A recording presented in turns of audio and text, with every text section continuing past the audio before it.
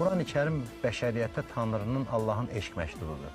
Quranın hətta cəhənnəm ayələri belə, əzab ayələri var, Quranda cəhənnəmdən danışılır. Bu da eşqin ifadəsidir. Allah demir səni yandıraram, deyir ehtiyatlı ol, yanarsan. Bu ana fəryadına bənzəyir. Anamız bizi evdən yola salanda deyərdi ki, məsələn, hər bir insan ehtiyatlı ol yolda, yol keçəndə diqqətli ol falan. Allahın cəhənnəm haqqında danışması buna bənzəyir ki, ehtiyatlı olun, yanarsınız. Allahın əmrlərinə baxırıq, filan şeyi et, filan şeyi eləmə.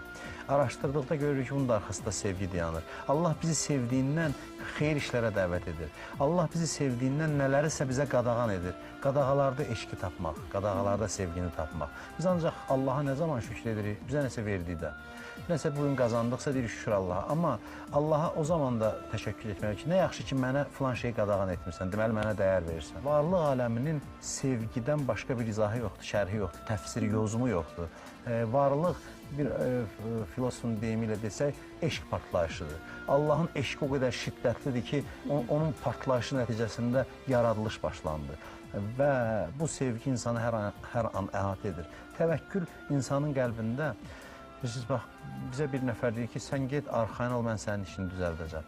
Bu, insanın qüdrəti nə qədər çox olsa biz arxayın oluq. Məsələn, körpə uşaqlara baxırıq, 2-3 yaşlı uşaqlar, səhərin ruzisinin dərdini çəkmir.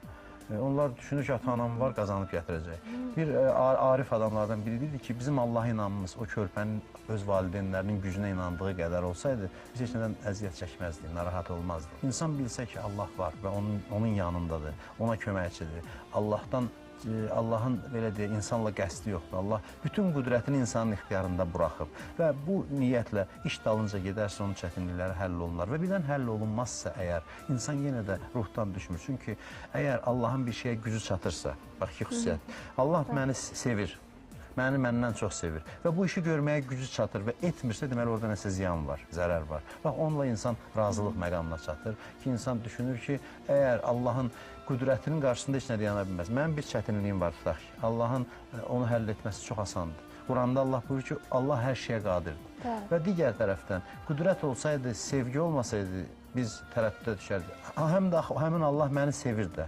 Sevir və gücü çatırsa, niyə etmir?